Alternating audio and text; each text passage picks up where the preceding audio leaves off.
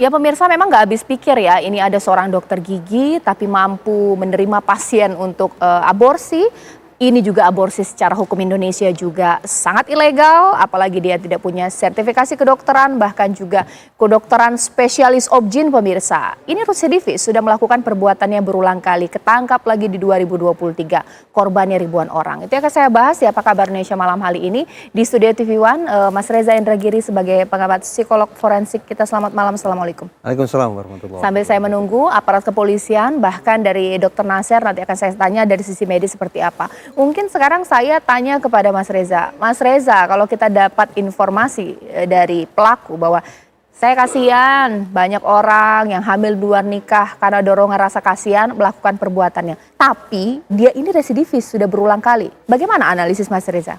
Ya sesudah kita abaikan saja klaim atau pengakuan dia merasa sedih, merasa kasihan, merasa iba, merasa ingin menolong orang. Sungguh ironis, pertolongan yang diberikan adalah justru dengan membunuh kehidupan. Mbak Caca, siapa sih anak itu? Anak itu dalam Undang-Undang Perlindungan Anak didefinisikan sebagai makhluk manusia sejak dari dalam kandungan sampai sebelum 18. Itu artinya betapapun manusia itu belum dilahirkan, dia sudah diberikan status sebagai anak. Harap kita pahami, saban kali kita bicara tentang anak, maka salah satu yang berlaku adalah prinsip non-diskriminatif. Konsekuensinya, tidak boleh sesungguhnya ada perbedaan dalam penyikapan hukum terhadap anak yang belum dilahirkan dan anak yang sudah dilahirkan. Tapi lantas apa penjelasannya? Dan bagaimana kita mempertanggungjawabkannya? Bahwa ternyata posisi anak yang dibunuh setelah dilahirkan adalah berbeda dengan posisi anak yang dibunuh sebelum dilahirkan di hadapan hukum. Konkret, anak yang mengalami kekerasan sampai kemudian meninggal dunia, pelakunya dihukum maksimal 15 tahun. Sementara anak yang dibunuh sebelum dilahirkan dalam kurung aborsi, hukumannya apa? Maksimal 10 tahun. Berarti berbeda dong di hadapan hukum.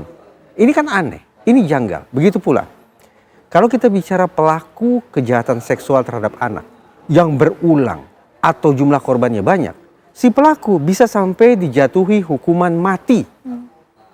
Tapi pelaku aborsi alias pelaku pembunuhan anak berulang, jumlah anak yang dia bunuh banyak, apakah akan sampai kemudian diberikan pemberatan sampai hukuman mati? Saya yakin tidak. Inilah contoh kejanggalan harus saya katakan, sekaligus menyakitkan hati ketika kita bicara tentang hukum positif kita menyikapi anak yang sudah dilahirkan dan anak yang belum dilahirkan. Oke, sebelum saya nanti ke polisi pemirsa untuk mengupdate kasus ini, kita lihat dulu informasi ini profil dari pelaku pemirsa. Seperti kita ketahui bahwa pelaku adalah dokter gigi pemirsa, jadi bukan dokter spesialis kandungan atau obgyn pemirsa. Nah ini dia profil, dia sudah melakukan aborsi terhadap 1.300 lebih perempuan. Aborsi dilakukan terhitung sejak 2020 hingga 2023 pemirsa. Bahkan juga ini perilaku yang berulang bahwa ia pernah melakukan peristiwa 2006. Bahkan juga tertangkap, tarifnya ini bervariasi 3,8 juta per pasien. Dan ia tidak terdaftar sebagai anggota ID, bahkan dia terancam 10 tahun penjara dan denda 10 miliar rupiah.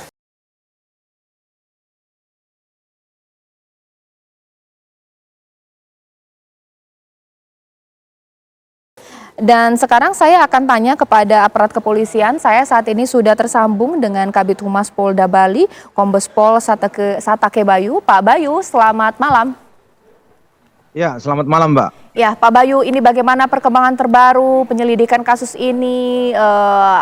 Apakah pelaku dalam melakukan aksi kejahatannya dibantu? Kan tidak mungkin ya Pak ya dia melakukan proses aborsi hanya seorang diri, pasti butuh perawat, kaki tangan, marketing juga yang memasarkan jasanya. Seperti apa Pak?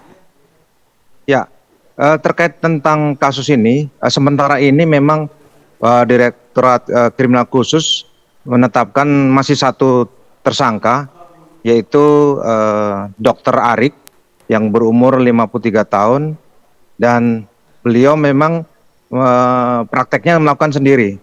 Walaupun memang ada salah satu ibu rumah tangga, maksudnya pembantu rumah tangga di sana yang sementara ini memang kita sampaikan sebagai saksi.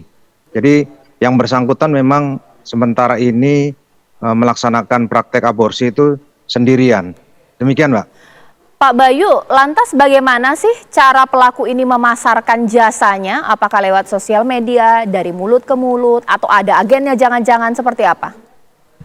Ya, yang bersangkutan memang melalui media sosial dan juga di internet ya. Itu memang ada, kalau kita browsing